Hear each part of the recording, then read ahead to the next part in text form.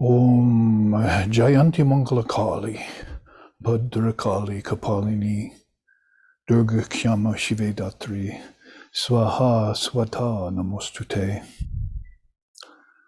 Sarva Mangala Mangalye, Shive Sarvarta Shardike, Sharanyetrambike Gauri, Narayani Namostute, Jaya Narayani Namostute, Jaya Narayani Namostute, Jaya Narayani Namostute. Hail to thee, O victorious and ever pure Kali, and gentle Kali, who bears the skull, the compassionate one, who is the primordial cause of all. We sacrifice ourselves and bow down to thee. O thou most auspicious among all who are auspicious, the one who grants fulfillment and is the refuge of all. To thee, consort of Lord Shiva, known also as Triambaka, the three-eyed, Gauri of golden hue, to thee, O Narayani, our eternal salutations, salutations, salutations, salutations.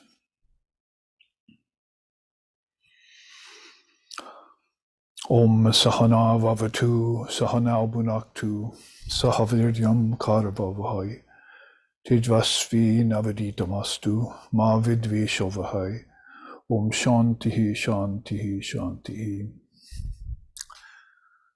May Brahman protect us, may Brahman sustain us, and may Brahman illumine our thinking process. May we not find fault with each other, with the world, or with the teachings. And may what we study be a source of inspiration to us eternally. Om peace, peace, peace. May peace be unto us, may peace be unto all. Om Hari Om, Hari Om, Hari Om Tat Sat.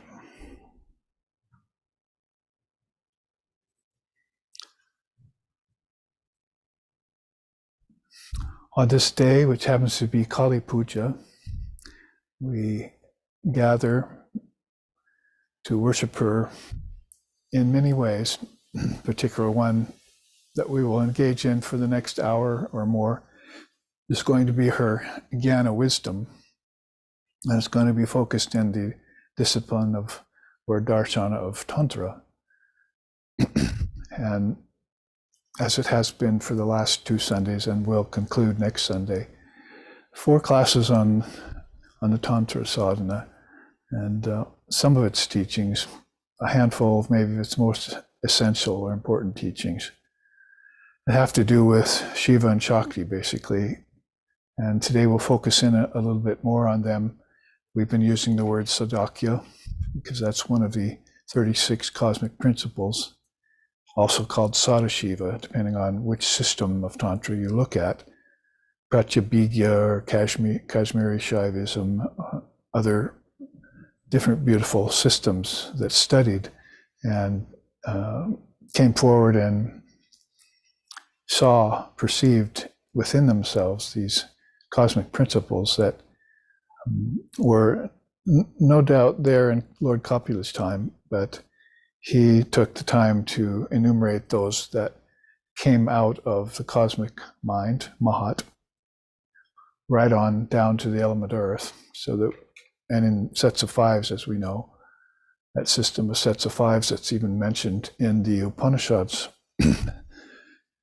And then as many centuries, millennia went by, we had this beautiful system of tattvas, or spandas, vibrational spheres being added on top of these 24, according to the different reckonings of other darshanas in India, like the Vaishnavas. And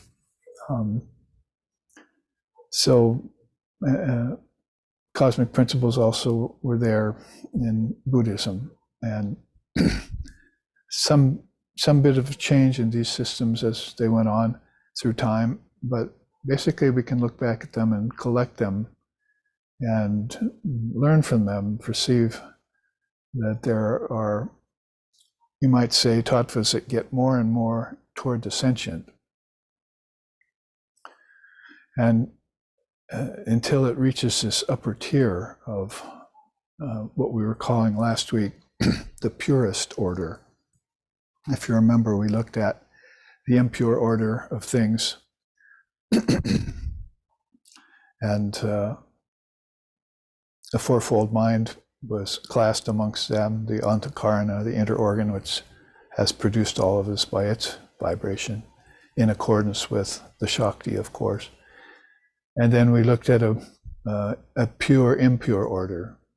One was called Ashuddha, and one was called Shuddha.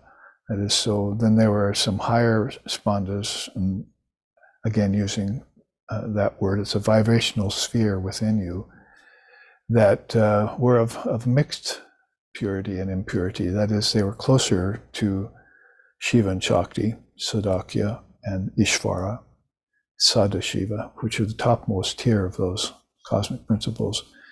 But they still had some distance from them. And today, if we have the time, definitely by next week, I would like to look at those same orders: impure, pure, impure, and pure.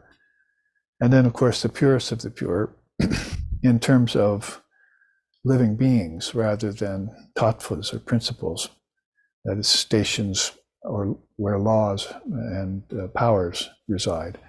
And look at it more in terms on the deity side of things, because if you remember, in the first class, we looked at Sadakhya and Shadadva, that is, the 6 powers that Sadakhya has under its control.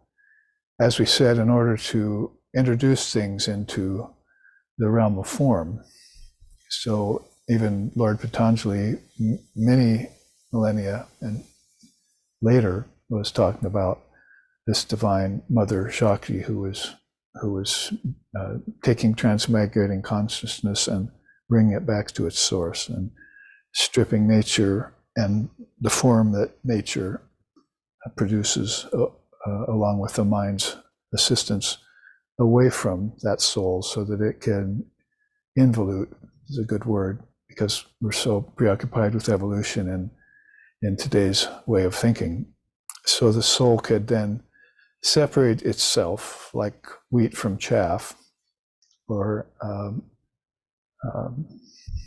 sand from sugar, however you want to put that. In different souls have talked about that. Separate itself out from that which is always changing and unstable, and purify itself. And there you have this idea of coming from impure things, like things that are vibrating grossly, say the 5 senses and their objects would be a good classification there, because many people get preoccupied with those, and then there's trouble in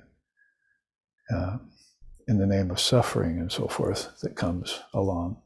So if you're graduating from lower principles like the Panchamahabhutas and the 5 senses, the Indriyas, and you let go of that by degrees, like in your meditation or at the time of passing from the body, or in time of deep sleep even, you let go of those and you consciousness visits these different inner realms. You could classify them all as being in the dream state, and in some of them being more causal in the deep sleep state, is the way the seers have explained it to us along this long trajectory of time. Time, remember, kala, being one of those spandhas or vibratory spheres that we looked at. Before I start into the actual teaching of the charts today, we can take a quick look at that to refresh our minds this week, this Sunday, since some days have gone by. And we want to just refresh ourselves before I plunge into this principle of consciousness letting go of external things by degrees. So you can think of that as letting go of tattvas that are less than pure. They're they're vibrating at a gross rate, a dense rate, you could put it that way, so that we don't mix it up with pure impure morality or pure impure ethics and things like that, or even pure impure actions. This is all based in the seeker moving back towards the center of all things.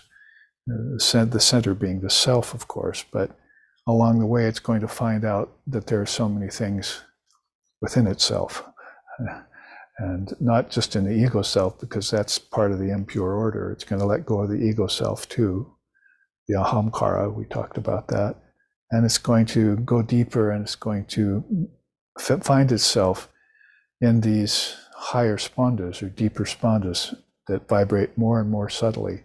And so it's letting go by degrees of these things. And it's just very amazing to have a philosophical system. I want to show you two others that mirror it today, right off the top, in other darshanas and Tantra.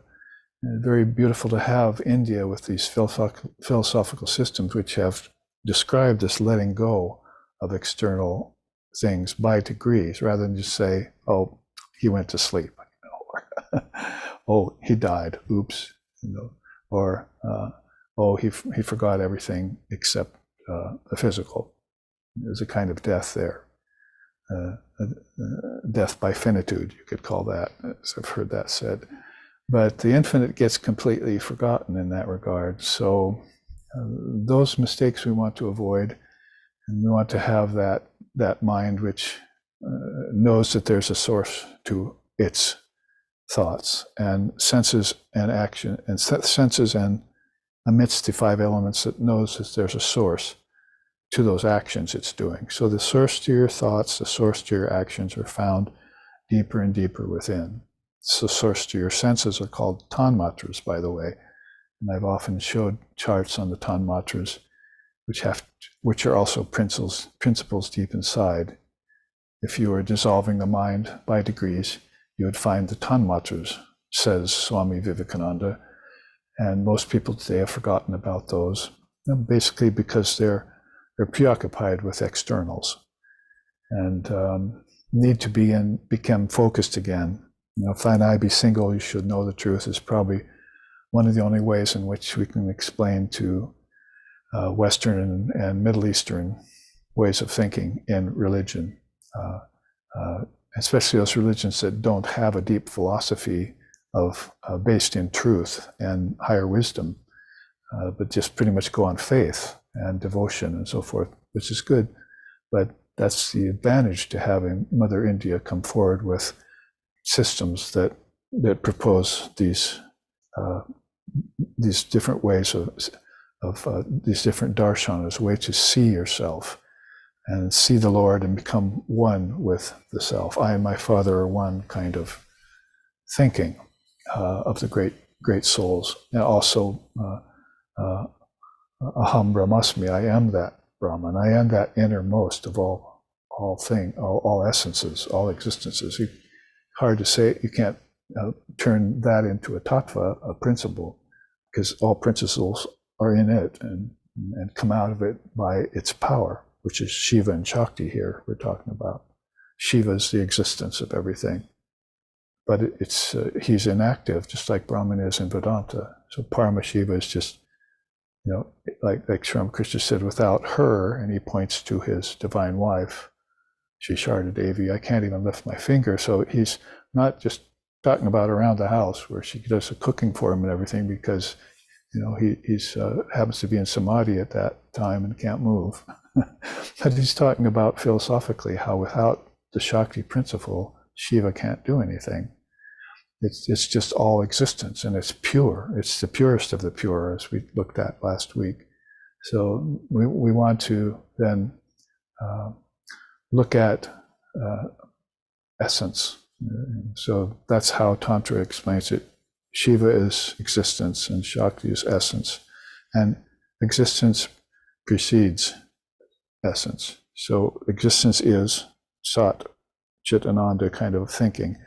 And then this essence is that dynamic power in Tantra it's the dynamic playful power that will take this non-dual essence, existence, if you want to call it that, and all of a sudden give it things, can give it arms and legs, as we know, many and many arms and legs in terms of the gods and goddesses that are portrayed.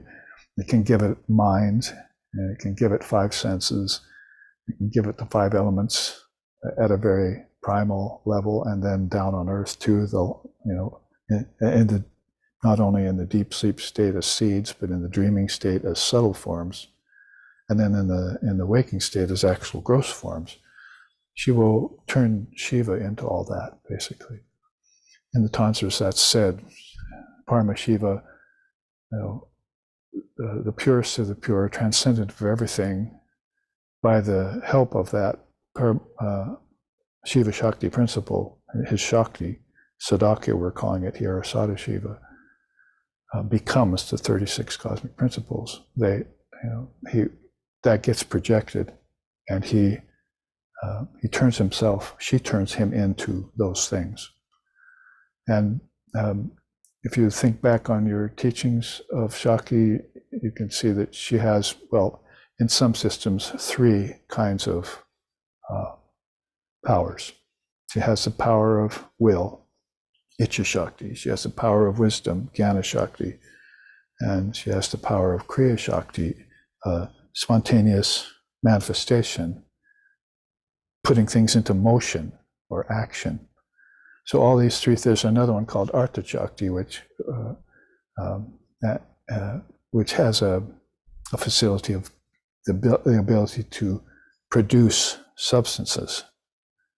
Like, so if you were to ponder how do the five elements come into being, I mean, then you could take them back to the Tanmatras and prove that to yourself and see how the whole thing works. And that's what these great seers did. But you could also just kind of jump to the chase, as they say she produces these substances. We don't really know how.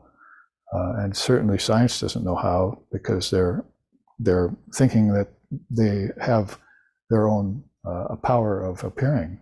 But the power of appearance is in her. She gives everything the power to Sadakhya, to come forth from formlessness, and she guides it into form.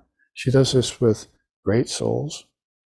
She does this with the gods, the deities, and she does this with the elements, the principles, the tattvas. They need that guidance too, because they're not sentient like living beings are, like the gods are, and so forth. So there's that power in Shiva that is able to produce everything.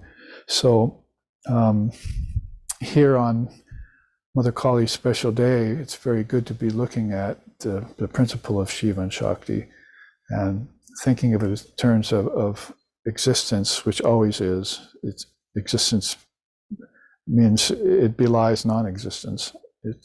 And then essence, that you might think of it as, sometimes they describe Shiva and Shakti as, he's the flower and she's the fragrance that comes out of it. There's images where he's lying supine and Mother Kali's dancing on his chest. He's seen her and he's gone into a deep swoon. That is a deep kind of samadhi, that just seeing how dynamic and how diverse she is, everything that she holds inside of her. And the interesting thing is that everything that she's manifesting is he. See, he's seeing his own self being put into form, his formless essence being essence. That's why we call her the essence and he the existence. That you could talk about it more like scientifically, like static and dynamic, or if you want to talk about it metaphorically, you could say the sky and its clouds, one's unmoving and one's moving. Or the mind in deep sleep, and then the mind all of a sudden thinking intellectually. There's always a background that's this formless, static essence, and then there's this power of dynamism that somehow makes things happen inside of that formless essence. Otherwise, and that's why we're calling this Sadakhya. That's one of the highest principles in these 36 principles, is that Shiva Shakti combined. And let's look at that chart so we can get into the just remembering where these inner powerful tattvas that are of the purest order are situated.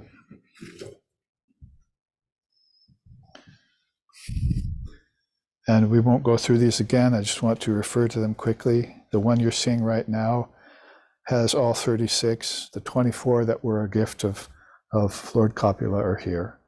And they're all in the Sanskrit terms, but pretty much are the 5 senses, the 5 elements, and so forth. Those are known to everyone.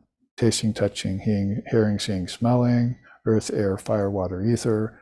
Those you can just kind of classify and say, those are the impure order of tattvas. Impure, again, meaning far flung from the source, and vibrating grossly, dense. There's solidity in them, but that's a cosmic principle earlier, and later on it turns into the idea of solidity. So when it's at the idea of thoughts, it's very liquid, as it were. But then the idea of thought, I think I'll solidify myself, then it turns into an object. So that's one of those powers of the Mahashakti. She wills it to be. She'll think of something and it'll turn into an object. That's that Icha Shakti, Jnana Shakti, Kriya Shakti, and Drauvya Shakti. I think I called it Artha Shakti, but it's the same thing. Drauvya Shakti is that producer of substances, but she produces them from deeper sources. It's going to take a while for them to be introduced out of their formlessness. That is, their appearance is got to come from this static side of them as ideas. I'll read a little bit about that from Vivekananda today when we get to it. It's all, simply put, it comes from the word, or shabda, or nada, it's called.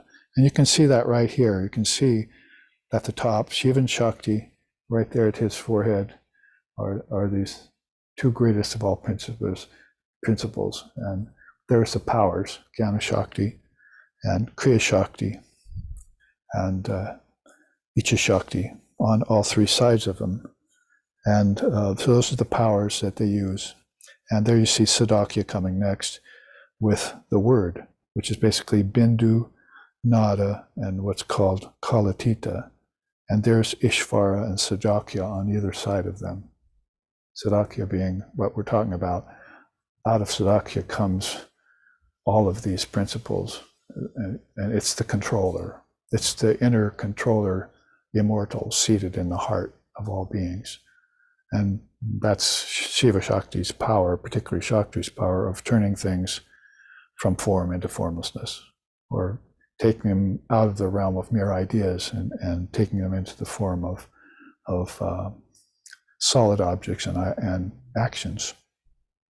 By the time it comes down to this level, it's all spilling forth, see, from Shiva and Shakti's realm. And I want to show you, like I said, another way of looking at that in another tantric system, and one way of looking at it in a Vedic system too, so that we can see it side by side with these 36 principles.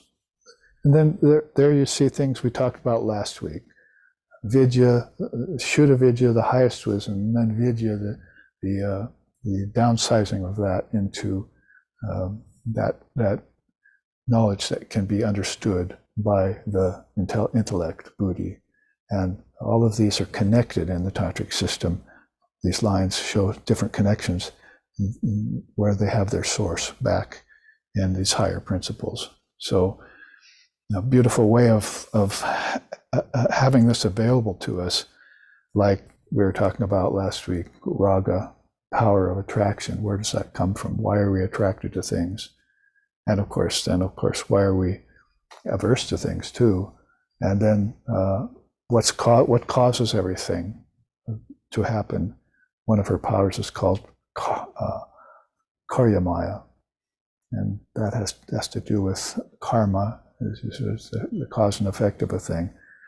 And then time, its phases, cosmic laws, and then finally the Purusha there on the far right. The Purusha is that highest of all sentient in Samkhya system, it's the Purusha then who is presiding over all of this in Samkhya. Purusha was where we ended up in the 24 cosmic principles as it led into unmanifested Prakriti, and then you saw that the Purusha had the control over all that. But now they're saying the Purusha there are many centers inside, vibrating spheres inside the Purusha, if you want to put it that way, in which all these things exist. This is where Purusha gets all of its authority, its ability to shine. Like the moon gets its power to shine from the sun. So you might say that Purusha is the sun of all of these principles here. That's the individual sentient soul in its highest reckoning. But it has its authority, and it gets its ability to shine and be who it is based upon these higher powers. And some of these, you could again sort of jump to the chase and say, oh, there's the gods and goddesses. Now we know where the deities exist back inside of us at these different vibrating levels of consciousness called spandas.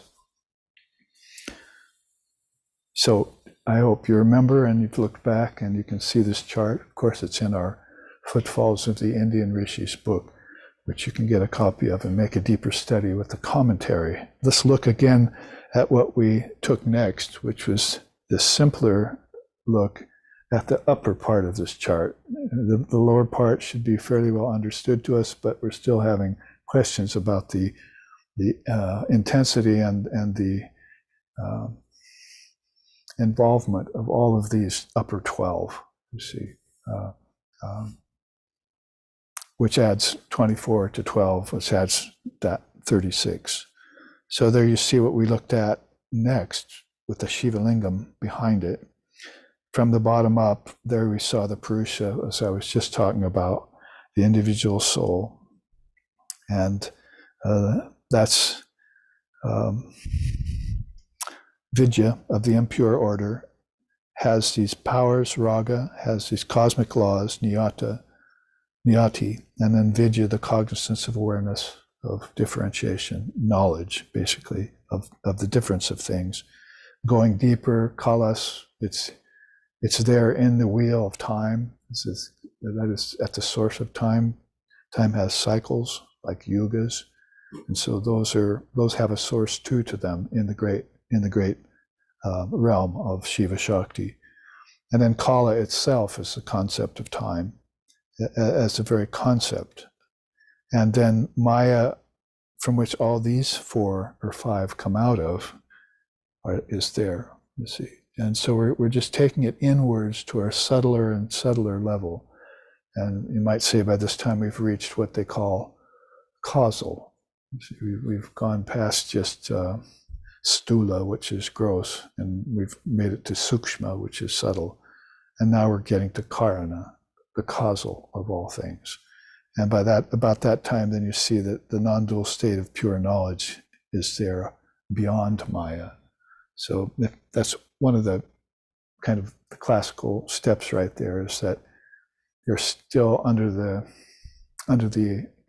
beings who are there at that level are still under the assumption that Maya is real, and it's acting on everything below it to give it its power of appearance and veiling and so forth that we've talked about. But then you see that some of these souls arrive to the non-dual state of pure knowledge, which is transcendent of Maya. And so there you find your, not just your gods and goddesses, your deities and so forth, but you find these great realized souls. And some of those are going to eventually be called Sadashiva and Vishvara, and at the higher level of things. So each is finding its place in this order of inward ascension, I like to call it. Because above that, then you get to the Lord of all the objective worlds, which is Ishvara itself. And there you'll find Sadashiva, or Sadakhya, sometimes it's called, which is this, you might call it in this particular system, the holder of the word and everything that's in it. The knowledge force the nada with intelligent expression, and the bindu. So bindu, usually we think of third eye when we think of that term. And so it's a very concentrated place of non-duality. It would be, since Shuddha Vidya has already at that time kicked in. And then you see the highest of all principles out of which it's all coming, Shiva and Shakti. So they're listed number 1 and number 2. And the only thing beyond them would be the Paramashiva and the Mahashakti. And there you see this rendering, which I maybe didn't get to last week on this chart, of what's not just 4 powers that we saw in this chart, but that in this system she's given 6 powers. That is the Mahashakti. So 6 grades of pure consciousness.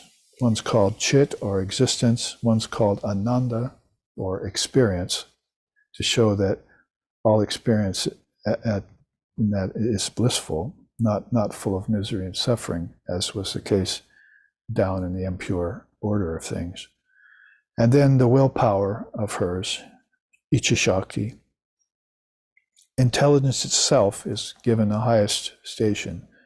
You can then look at the Gospel of Sri Ramakrishna and you can find out why she calls some of these the 6 great powers of God. So intelligence is one of those great powers, grades of conscious awareness. And then Kriya, her dynamism, and Dravya, as I mentioned before, the production, the ability to produce things in time and space. So a quick in-breath, jumping to a very high position like that, I want to then take you over to another way of saying it so that it becomes a little bit more pronounced. And this is a system called Srishti Rahasya that pretty much speaks of the same thing, but it does so in a little different language and probably a little bit more philosophically understandable.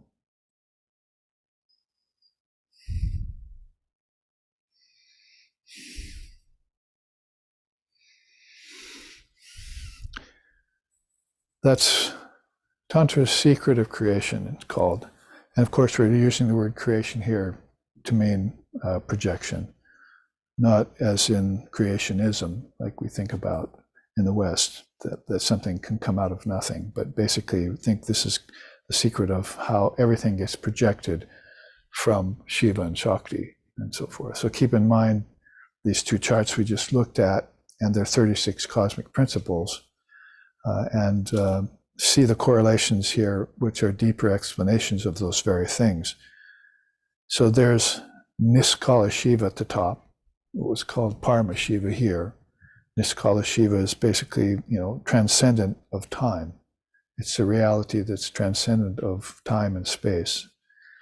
And then it emanates, just like the sun emanates effortlessly light and heat. The Parama Shiva emanates consciousness. It's its very nature.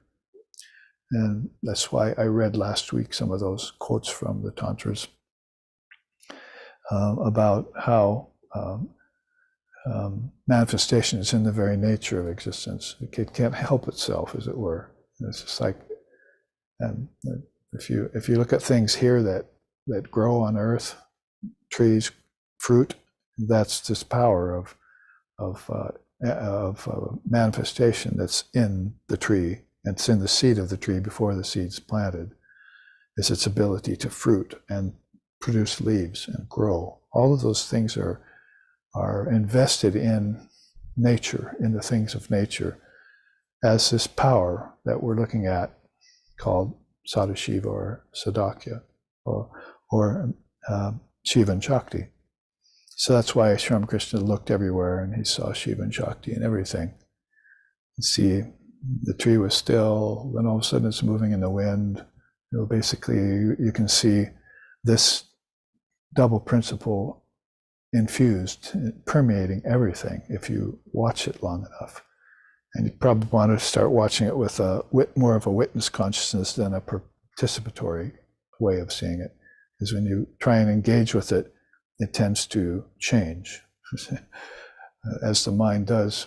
Since the mind produced everything, then when the mind begins to engage with the things that unknowing to it produced, it gets sucked into the idea that change is real. But if it keeps the outer witness consciousness like the seers do, or like you do in a good meditation, then you see the truth of the matter. You see, and eventually you can see what order it falls in. And then you can peg it. You say, oh, I see. Oh, I was mistaken before. Actually, that's not as pure as this is. This is more eternal than this is. This changes quicker. Oh, guess what? This doesn't change at all. I better watch that longer. So I'll have to meditate longer on that changeless reality before I can give it a title like Brahman or God or Almighty Father. I have to make sure that that's the eternal consciousness that we're talking about here. You see, this is this consciousness. But my point is that it, by its very nature, it emanates. That's Tantra's secret of the secret, basically, is that you'd have to first give it to Tantra, is that you can't have a transcendent reality that doesn't have manifestation in it. And that's one of the tendencies of some philosophies to jump to. I think I'll just go transcendent of the whole thing and get up beyond it. But when you get up beyond it and find that light, you find out that it has the power in it, in potential, to produce everything that you just left behind. And you were involved in that. See, your true nature was that. I am my Father in one, or Aham Brahmasmi, I am that Brahman, begins to remove the line of demarcation between mankind and God, between creature and creator, between nature and spirit. Maya matramida, dvaita dvaita paramataha. The supreme truth is that this is one, but it can break into two without, the slightest warning. And you are that facile being that's helping it to do that. And this is why you probably want to have a guide like Sadakhya. You probably want to have a refuge like Divine Mother, because your consciousness is so powerful that it can bifurcate something that was supposed to be unified in an instant, and then fall into the assumption that duplication is true or real, when only the reality, which is unchanging, is real. So you could fall off that pedestal of I am that very quickly and begin to think all this, I am all this. And if you can do that with the guide, then she'll allow you to do that. Many seers have actually said that. She'll allow you to play that way. But she'll always wink at you, when you're involved in your own play, producing all this, but it's very vast. There are many powers, there are many levels, there are many states of vibration, there are many levels of consciousness. And so they're trying to list all these and put them in context for you. So without stopping too long there, the point being made here is kind of the secret of creation, is that just remember, in Tantra at least, in many of the systems, that manifestation or expression, you can call it, is in the nature of the formless. Because people are thinking of the formless as being transcendent of everything. It is. It's a pure order than all of these. And these are vibrational spheres, no doubt. So vibration happens, but that's kind of the point. That it's the power of vibration is inherent in it. And there you see, that's where you want to have Shiva and Shakti, who are pictured there in this chart we're looking at. Shiva is Jnanam on one side and enters into form. And Mahashakti draws near to this ocean of consciousness that Paramashiva is emanating. And this, if you follow this chart with me, outward, we're going outward, looks like down, but we're actually going outward from the inmost place. Then you can see that the two are one all of a sudden appear. Think back to your higher principles here of Shiva and Shakti in the Kashmiri Shaivism and so forth. And you can see that basically this Shiva is Jnanam, enters into form. So she's taking this, she draws near the ocean of consciousness, and she sees that it has this potential to be turned into an expression. And that's Sadakhya right there. You see, all of a sudden we've got Shiva and Shakti saying, let's guide all of this into expression. So they come together and they say, this will be our world. You see, through your static consciousness and my dynamic abilities, we will produce this through these powers that we just looked at, that are inherent in Sadakhya or Shiva and Shakti. And their beautiful word for that you don't find used is vichikirsha. See, and that's the will to take this existence and express its essence. Vichikirsha. It's a very important word in Tantra. It's not something that you would question. Say, well, why did God create all of this suffering? Would be kind of where people would jump to. But you're so far beyond suffering at this level of tattva that you should really be asking. You shouldn't be asking a question. You're saying, "Oh, I see that they've created it all out of bliss. They've created it all out of highest wisdom, and that's why we have to look at these and see where they get that and how they express it." So that later on, when we see joy in a person, or we see, as the Upanishads said, our children are granting us bliss. The corn is emanating bliss. Everything in the universe is blissful. That it's because they have kept in mind that the very essence of things is full of that very essence of bliss. That blissful will to put it into play, put it into motion. Horse is beautiful there in the stable, Arabian stallion, but let's watch it run. You see, let's put it into action, and then just marvel at the symmetry of the scene as it moves, and all these elements of dynamic power, will, action, and tattvas upon which to move are going to be all in place as the hidden part of that symmetry. And so people then just become kind of dumbfounded, or they won't know the secret of creation. They won't ask, well, what is motion? Like maybe scientists does, you see, gravitation, and they start looking into the outer reasons why things fall or rise in the case of a hot air balloon. And they're looking all of a sudden into deeper secrets of the physical, but Tantra and these systems are looking into the deeper meaning of where the physical got its power to rise and fall, to sleep and wake, and to move and to be still. So that's why Shamkrishna used to see the snake and see it still.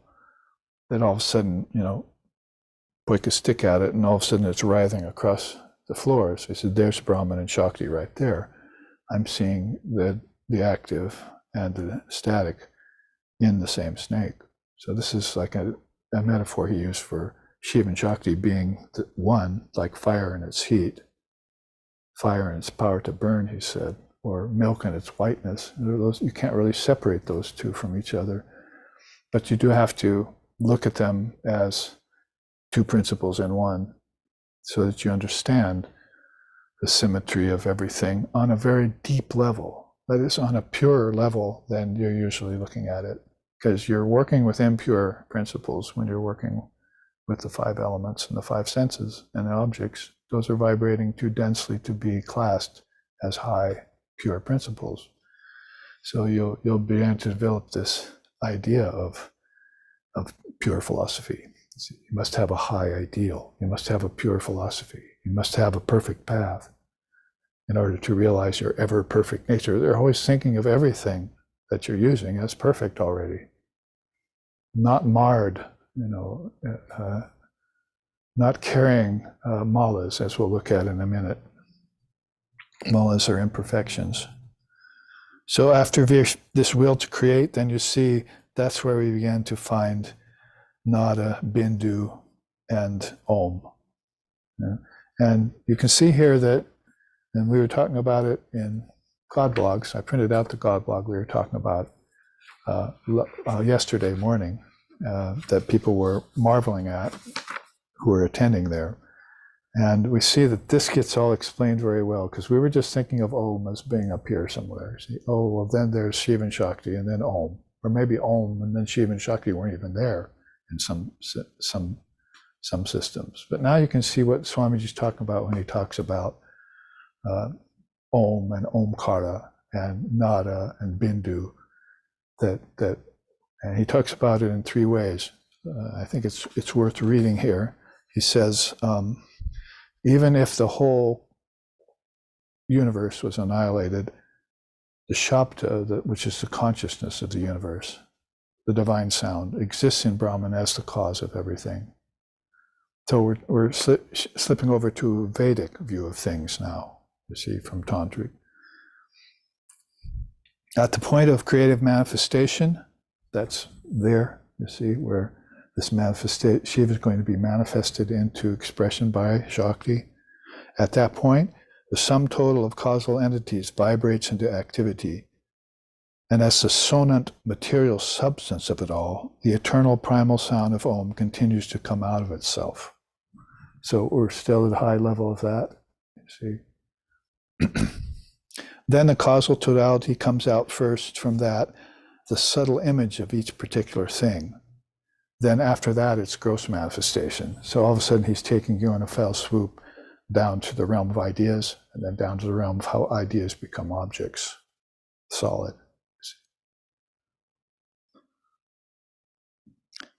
That causal is called Shabda.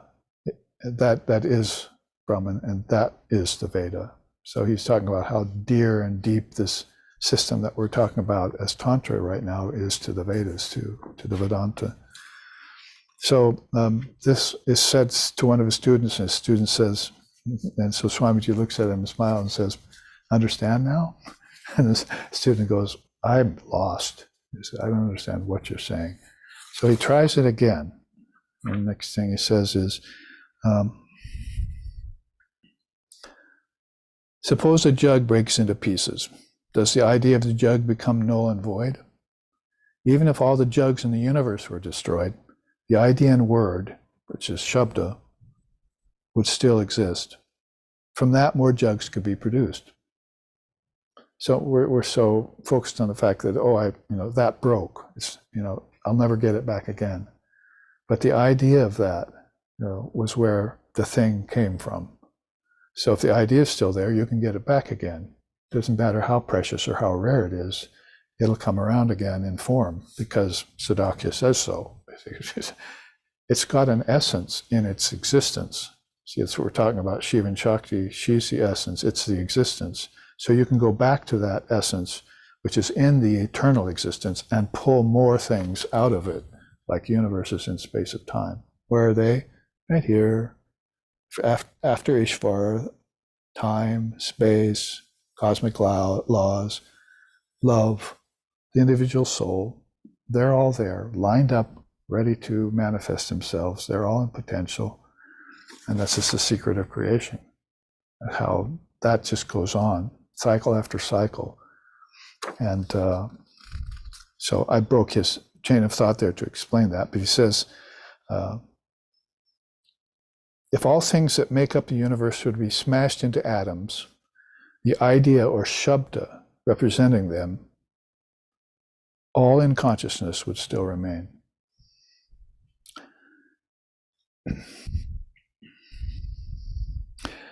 And then the student still looks puzzled. So Swamiji continues on and says, Brahman becomes Shabda. So here we have Paramashiva becomes these 36 cosmic principles through its word, through Shiva and Shakti, through Sadakhya. And it assumes the form of nada. No, we'd have to, go back to that and just to make a point.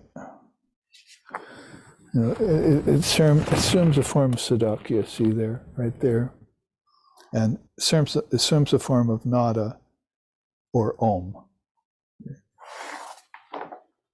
At the next stage, these ideas that existed in former cycles, like bur, bhuva, swaha, man, cow, etc., begin and come out of that om. As soon as these ideas appear in Brahman, who is endowed with perfect will, that's appear, this perfect will, the corresponding things also appear, then gradually the diversified universe becomes manifested.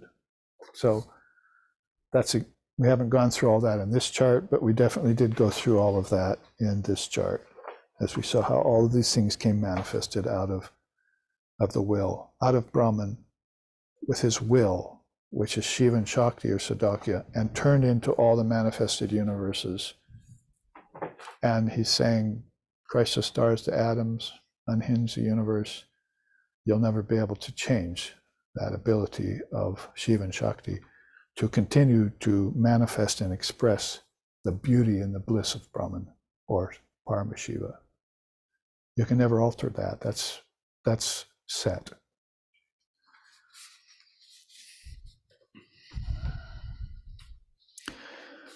The student is a little bit clearer at this point. And then Swamiji puts it in terms of the personality. He says, now he's talking about the seer, is here. So he says, when the mind proceeds towards self-absorption in Brahman, so the seer decides, I want to merge myself in Brahman, it passes through all these stages in reverse order. So everything came out, evolution. Now it's got to go back in. See.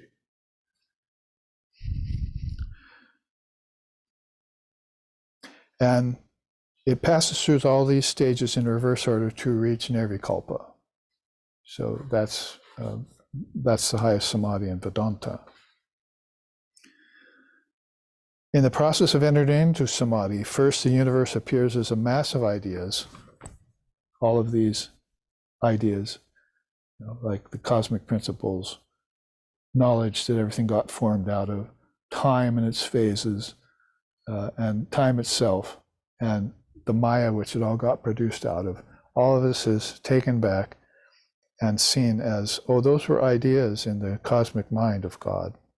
You could call it Mahat if you want in the systems, you see, or Om. It's all taken back into the word and dissolved there.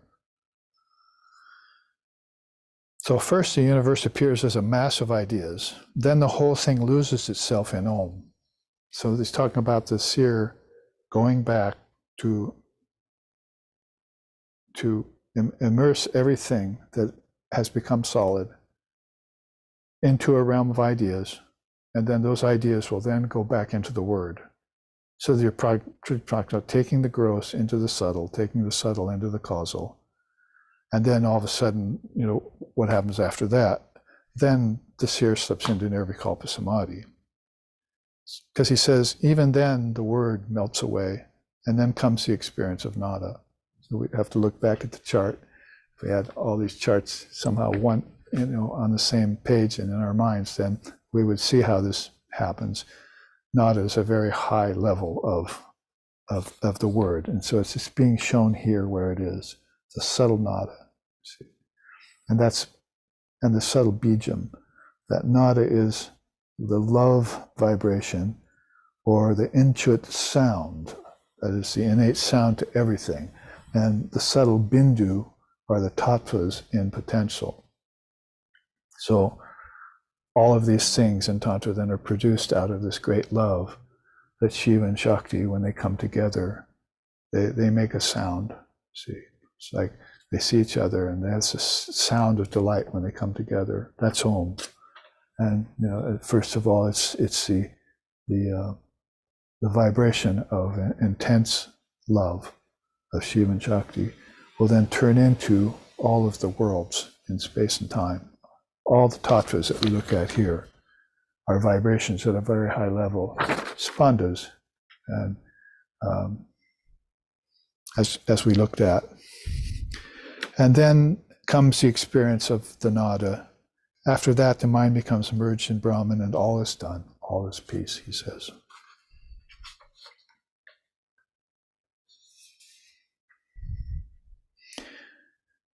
And then further, Swamiji says, great men, like avatars, in coming back from samadhi to the realm of I and mine, first experience the unmanifested nada, by which degrees grows distinct and appears as Om.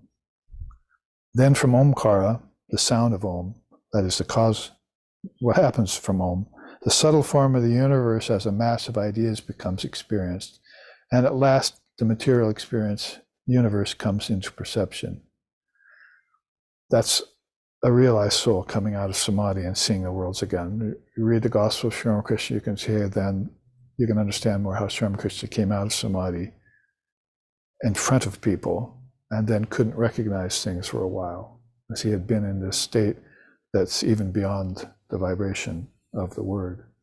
He had gone to that state, as Divine Mother says, and it's right there, one should go into the region where there is nothing, no form at all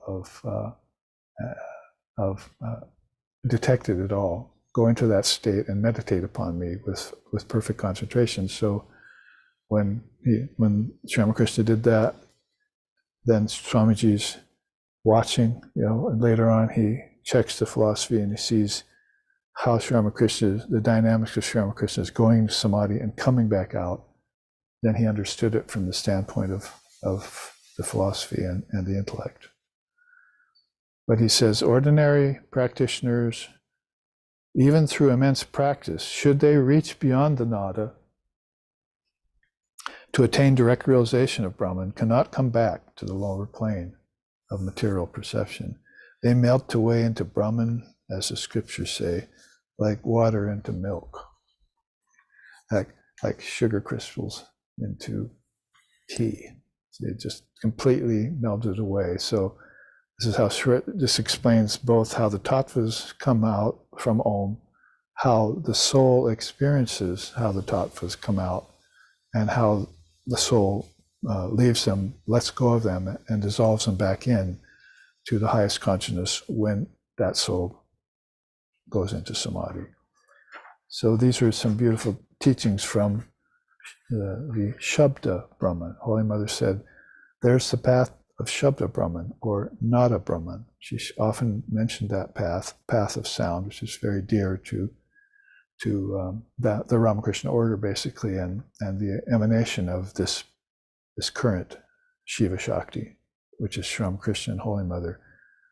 So pretty much we can look back on the old teachings in Tantra and Vedas both and see that they are a manifestation of this, and then know a little bit more how this is going on, both on the level of cosmic principles, tattvas, and their origins, and as the soul experiences them and lets them go and goes back into formlessness. So it's this beautiful way of teaching and understanding form and formlessness, and that there's a power that's guiding this. Which we're calling Sadakhya in this class, titled this 4-class series, Sadakhya, because that's the Shiva and Shakti combined, sometimes called Sada Shiva. You know how that goes probably.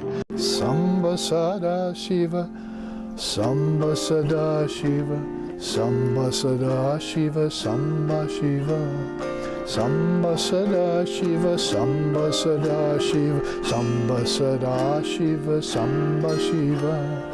Samba Sada Shiva, Samba Sada Shiva, Samba Sada Shiva, Samba Shiva. Samba Sada Shiva, Samba Sada Shiva, Samba Sada Shiva, Samba Shiva. Samba Sada Shiva, Samba Sada Shiva, Samba Sada Shiva, Samba Shiva. Samba Sada Shiva, Samba Sada Shiva, Samba Sada Shiva, Samba Shiva. And on that goes. It has some 44 verses to it that come after that chorus.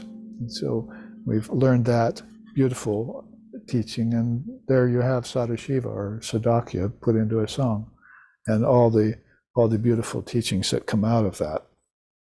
Some 44 slokas, and that's called a stotram, and we sometimes sing that on these holy days, like Navaratri and so forth, and Shiva's birthday. So that's how they have thought it out and perceived it, and put it into words that are vibrating with beautiful intensity, just like filled with this love of the will to provide this beautiful emanation of Shiva to all beings that are there, and then offer it to them. Hopefully they can keep in remembrance, or recognition. In Tantra that's called pratyabhikya. They must keep in recognition of that. So this kind of covers what we're talking about here, that out of this emanation, this will to create, then this sound is produced by the union of Shiva and Shakti, and this is called Bindu Nada and Kalatita. And when that's an egg, and when that egg gets ripe and bursts, then it gives rise to all this manifestation. Shiva as formless jnanam and Shakti as wisdom potency, through the medium of Om, then begins to vibrate and produce all of these things out of Omkara, as we just read Swamiji saying in this quote I read.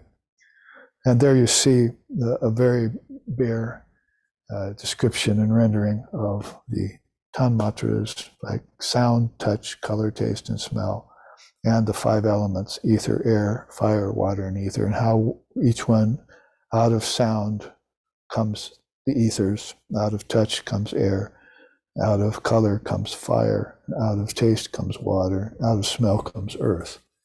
And you can see then that teaching that Kapila gave us, and how the Lord, Patanjali, father of yoga, wanted us to meditate on those as 2 sets of 5 and connect them in that time, so that we could remember that these are connected, and then they connect back to the mind, and that mind connects back to the word, and that word connects back to the witness, and the witness then connects back to reality, divine reality, Shiva Shakti. Yata nyachat mani tam nyacha, buddha diyam yacha cha buddhi shakshini, Shankara says in the Viveka Chudamani. Take all of these, what's external here and what's internal, and all of these principles, and take all of these words that are in their original inception back in the word, all of these words, all these thoughts, all these slokas, all these mantras, all these scriptures, all this higher wisdom, which is waiting for you to discover. Take it all here, sweep it back in with the power of yourself, based in devotion to your deity, to Sadakhya, and then take it all words back into the mind, and take the mind then back into the intellect, take the intellect back into the witness, and then take the witness back into Brahman, see? And that's how Shankara concentrates this in 700 AD in the Viveka Chudamani. So, because all of this has been there as an open book to these great seers, even the contemporary ones, because we just read from Swamiji, he lived in the late 1800s into early 1900, and he knows it all. So even in contemporary times, this is this ancient divine wisdom, Adidaiva Vidya, which you can recover, and then you can see how you've done all this in cahoots with everyone else. Tantra thinks about Shiva as the father of a divine family, and Shakti is too hard to see her movements, but it's pretty easy to see Shiva He's the father of a divine family, and that divine family are different races and different worlds. Those are the people in worlds, and like the lost sheep. The shepherd shouldn't have to go find a lost sheep who wandered away from the wisdom. It should be all together in knowledge and synchronized in harmony, like these systems are. And so, if that happens, then you'll find a dharmic family together studying the truth. You'll find divine cities inside of a country or a subcontinent that's remembered these truths for time out of mind. You'll find great souls who are always striving to set forth these teachings for people. And maybe since this has been a quick view of the Srishti Rahasya, and you can find it in the footfalls of the Indian rishis and look at it again with commentary, you can see kind of another rendering, another system of how everything comes out of this Paramashiva, just like it did out of this system of this, which is a little bit more complete with all the tattvas listed. And then these 12, which we look at too. Since we mentioned it, let's look at another way of seeing it from the story of teachings of Lord Vashishta. So then we can see that how this system has been treated by saints and seers and sages of different time cycles, because India has that advantage of having these long cycles of time in which these were studied and looked upon. This one's called, by Lord Vashishta, the stainless cause of the universe. So the grandson of the solar line went to the head of the solar line, named Swayambhuva, and said, where did those universes come from? I can see them all. They're shining. They're beautiful. And, the light of the sun of wisdom lights them all. But where do they come from? And so this is a story of Ikshvaku has this question, goes to the head of the solar line named Swayambhuva in this story of Yoga Vashishta. And this is what Swayambhuva, how he describes it. There's the all-pervasive Brahman. Keep in mind Paramashiva, right? In the system we just looked at, in both systems we just looked at. And out of that, potent Shaktis and other minor Shaktis are commingling all the time, emanating forth.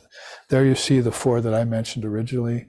So this is the Shakti part of Lord Brahma that Vashisha is trying to talk about.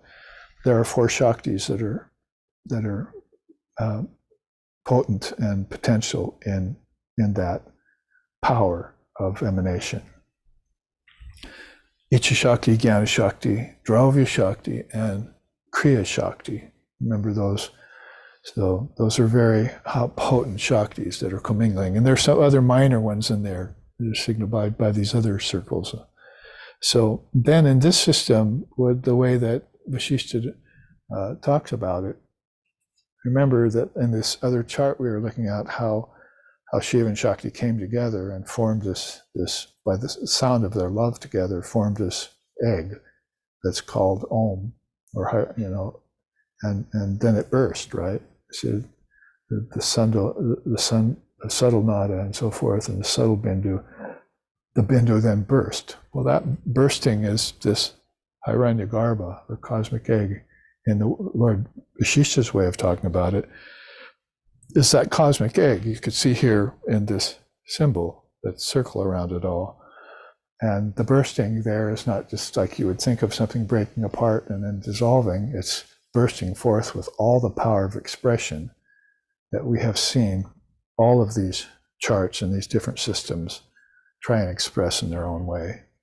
So, and Lord Vashishta is going straight to the point when he describes how Swayambhuva is describing this to Ikshvaku, his grandson. So there you see, just put very simply, all universes, the five elements and their objects come out of that cosmic egg. So just by looking at Vashishtha's system, we pretty much started here and we went all the way down there in one fell swoop. He's not stopping to put together all these various tattvas and describe them to people. He's just pretty much saying, well, you want to know where the universes came from? Let's jump straight to that chase and let's show you how everything comes out of that. All universes come out of that cosmic egg, or you might as well say that's what they're calling Bindu, not over here in this other system. Om, the word. And then out of that, and this is where the level of consciousness that individual beings have become important. No, we'll have time to look at that today, but it's one of the things I'm headed towards, is to talk about not only grades of tattvas, but grades of consciousness that are manning the tattvas. It's like, so all of these worlds are spread forth in front of you. What are you going to do with them? Let's just take the earth. See, so it's already, the resources of earth are already spread in front of people of different races and different temperaments, different characters. What have they done with the resources of the earth? We probably don't want to go into that right now. Let's keep it philosophical, but it's not hard for us to see how there's been misuse of the resources and how the world has not been seen as an expression of Shiva and Shakti, and how you're not treating the five senses and the 10 sense objects and the 5 elements very reverently, and connecting them back, you see. So in that way, this is what Vashishtha talks about, because part of the question, the reason why Ikshvaku is asking us, is he's one of these great controllers of the system. He's the grandson of the solar line, so he's at a very high level of consciousness, and he's looking at the universes and he's seeing people suffer in them and enjoy. And he's seeing some people fall into them and get caught, and other people always getting out of them and rising. So he goes to his grandsire and he wants to know, what's the origin of your universes? Because if I know the origin of the universes, then I can rescue people from them. See, those lost sheep we're talking about, I can bring them back to the herd, make them harmonious again, and make them whole again. So this is described in this next division here. Some of the beings in the universe go into ignorance. In association with Chinmatra, it removes ignorance, but association with the ego and mental projection out of desire creates the illusion of bondage. So that's where beings part company. You see, you might say the devotees and seekers of truth go one way, and then those beings who want to control and gain power and enjoy and get it and fall into attachment and are not selfless, but they're very selfish, go the other way. So this is what Swayambhuva has seen in this division of beings, and we'll look at the different grades of consciousness to see that. See the double line there. If you associate with ego and sankalpa, it creates that illusion of bondage. See, and so in that way,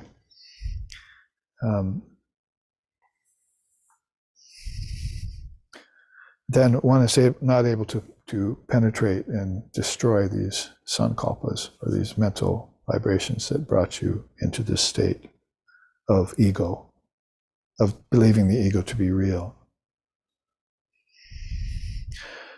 So that's about where beings stop. They see the universe as the 5 elements and objects. They associate it with their mind-ego complex, and that's as far as they go. That's bondage. They're not getting these rays of Jnanam, but these other souls are getting these rays of Jnanam, and they will, when they've come into the worlds of name and form and time and space, here called Hiranyagarbha, cosmic egg, they will destroy the sankalpas as they come up in the mind.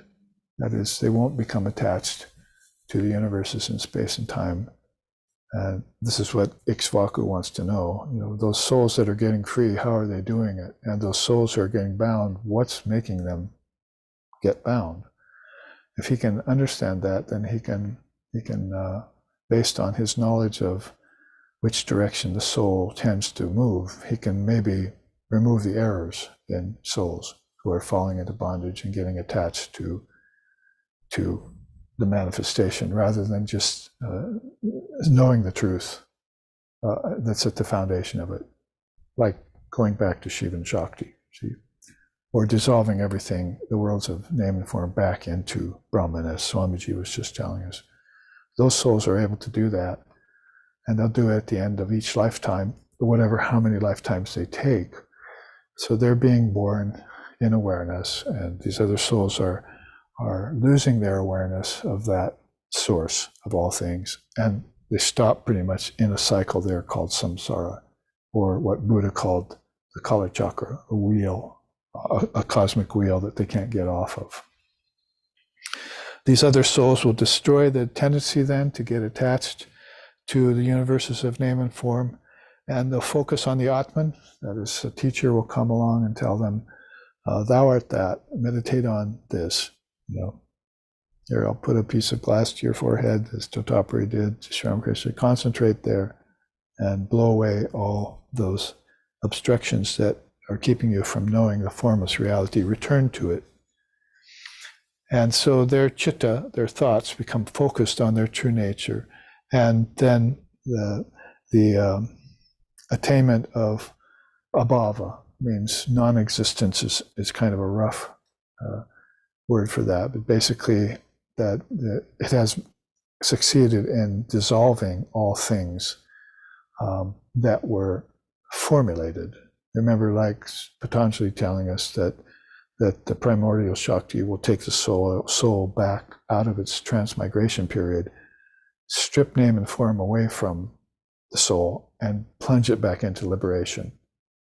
That's the last sutra of the Yoga Sutras in Patanjali's yoga system. That's what we're talking about right there. Non-existence is that.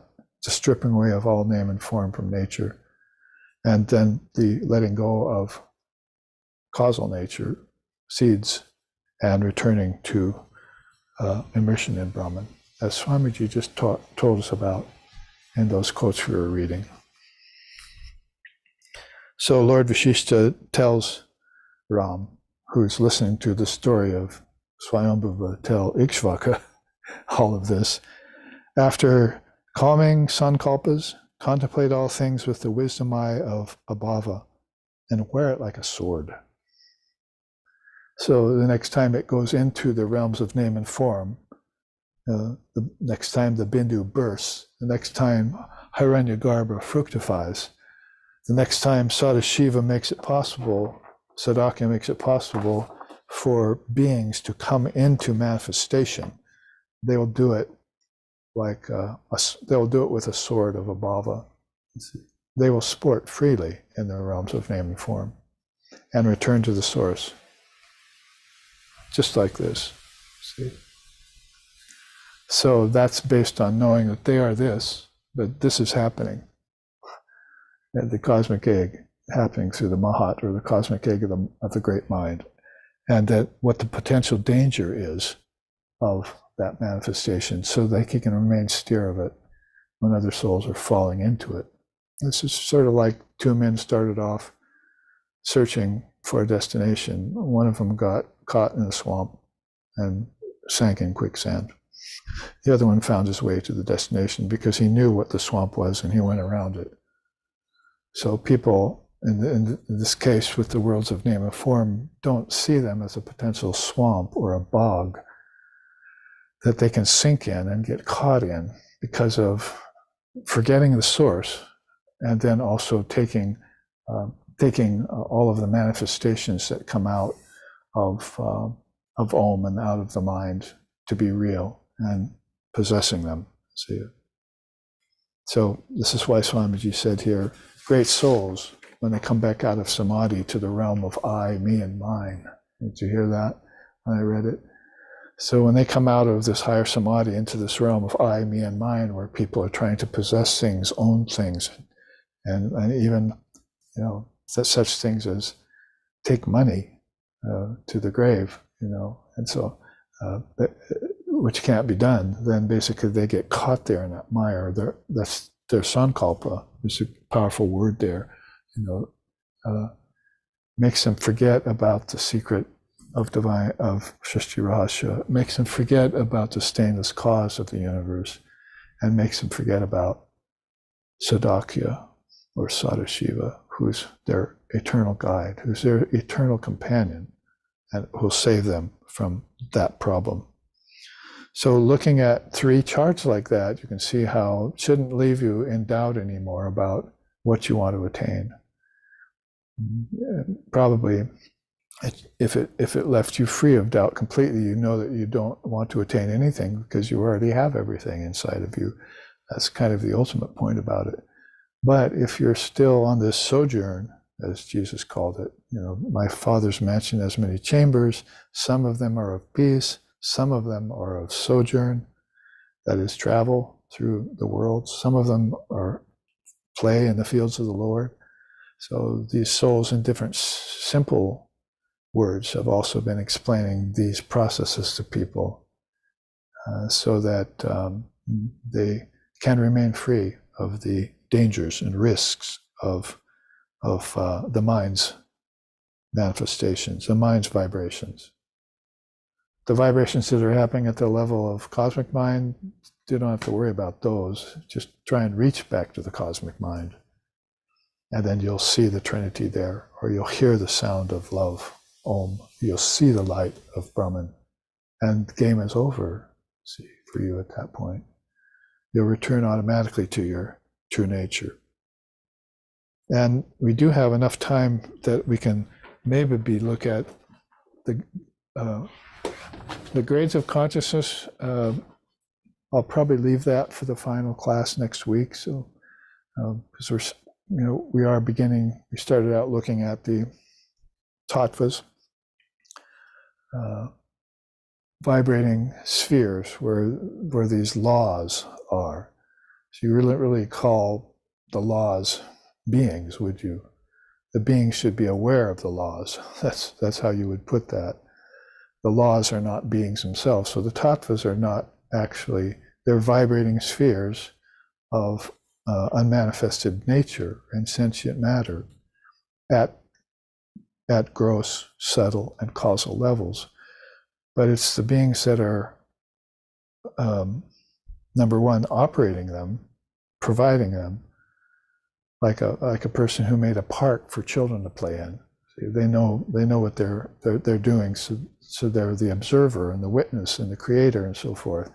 But then there are the people who are going to the park, the children who are playing in the park, to discover it and find it out. So those beings are more sentient than the park grounds or the merry-go-rounds or the swings or the monkey bars or any of those things. The monkey bars and the swings and all that, those are the tattvas, you see, that are provided by the owner of the garden, Sadakhya.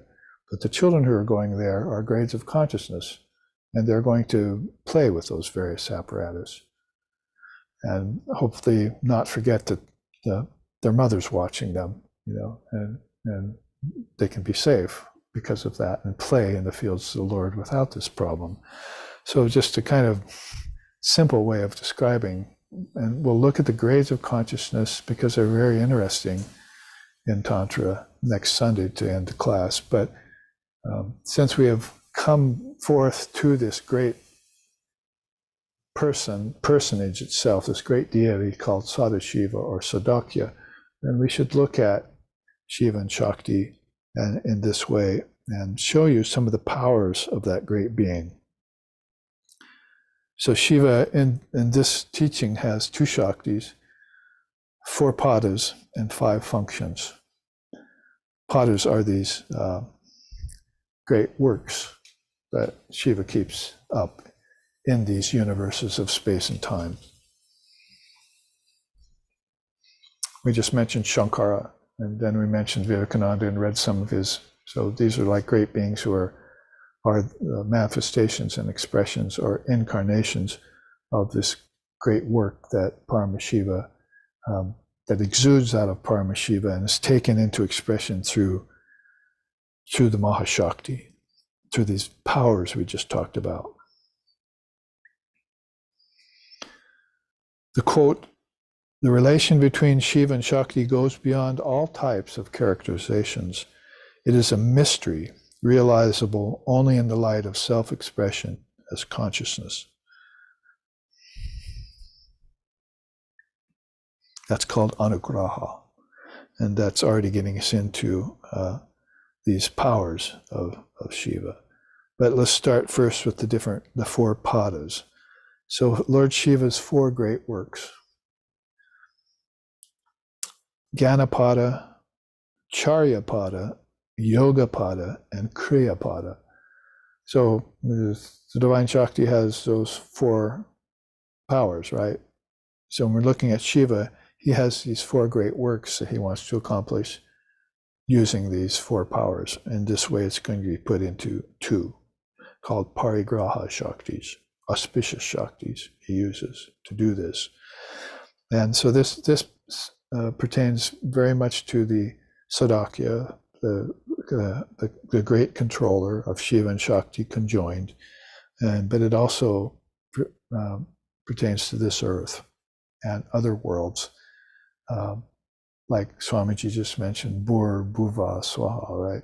So those are ideas and words in the great mind that have turned into the realm of Svar, and then the realm of Bhuva, and then the realm of Bhur, that is the heavenly and intermediate and earth realms, were ideas in the great mind of God, in the cosmic egg, in Hiranyagarbha, in Om. Those were that had all those vibrations and laws in them, were in the great mind, and it's how the worlds formed. So the three worlds, we call them Bhur, Bhuva, Swaha, are in need of more than any other worlds. We'll see that when we look at the grades of consciousness next week. They're in need of these padas more than any other worlds. So what Shiva does then, in a case, how Sadashiva or Sadakhya handles this problem of the loss of wisdom in souls at a lower grade of consciousness, because we just looked at that lower grade of consciousness, right?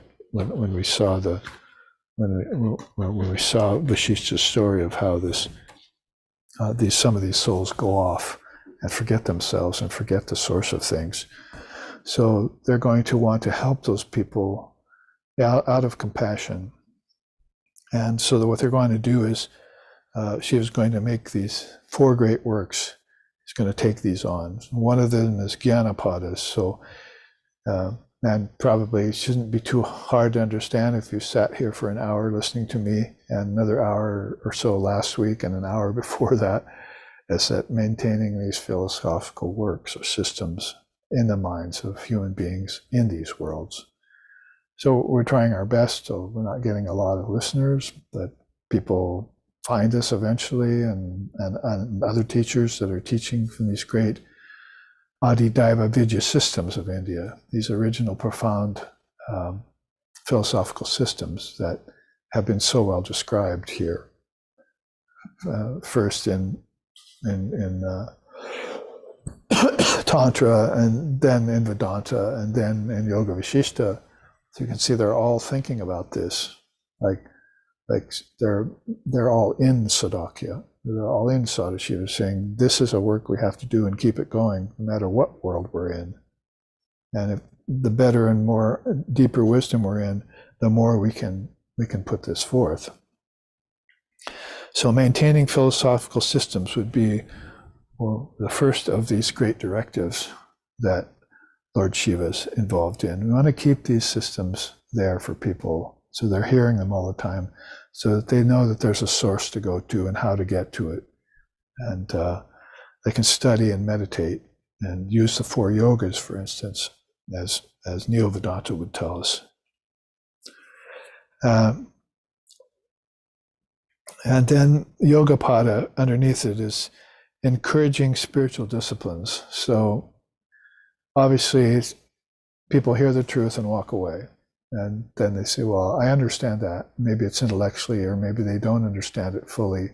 But the study of the system has to be accompanied by these spiritual disciplines that you do. Some, for instance, like japa, or selfless service and meditation, Dhyan Yoga. Through Dhyan Yoga, the great souls realized her, the Divine Mother. She'd been covered before then, but now through Dhyan Yoga, the yoga of meditation, they saw her revealed. See, so that's one of these great disciplines that you would use. So these would go together. It's a beautiful way in which Shaivism would talk about Lord Shiva's powers or his great works. Make sure that you don't just hear the philosophy, but that you practice at the same time. Practice yoga. And when you practice, Shiva's telling you, be qualified and do your duties. So these are charya pada, because you can hear the truth and you can encourage, you can be practicing spiritual disciplines, but you're not getting anywhere because haven't qualified yourself yet. And so it goes very much in hand with kriya pada, divine and dharmic activities. So this is where the karma yoga comes in. I was just talking about. You want to make sure that all your acts are done in a qualified way, in the atmosphere of meditation and devotion, or so that these philosophical systems will dawn upon your mind in the deepest possible way in this lifetime. May we reach the goal, the truth, in this very lifetime.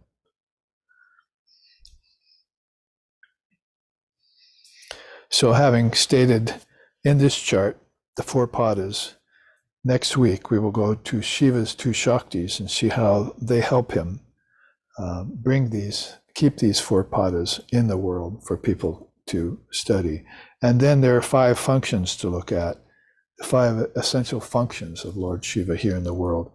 And if you want to get a head start on that, you can look in, again, Footfalls of the Indian Rishis, if you have a copy, or get a copy, and prepare with the homework by studying, reading the commentary, and then looking deeply at these charts that we'll be looking at. And then next week we'll get to that hierarchy of existence. That is, we saw all the tattvas and how they are existing in certain deep places. And then we'll look at the different seekers, grades of consciousness, and how they can understand or where they fall in the scheme of using these tattvas, and how they can transcend them and get deeper and deeper into their own consciousness and realize the ultimate goal of both Vedanta and Tantra, which is that realization of the soul through Brahmagyan. And so then here we will end and move on to next week's class.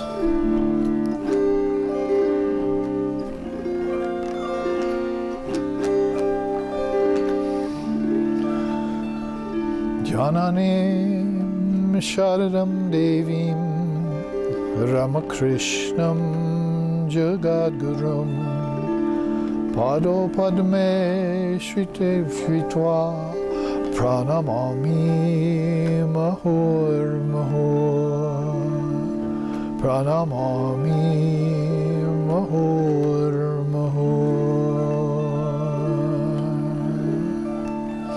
Om Shanti Shanti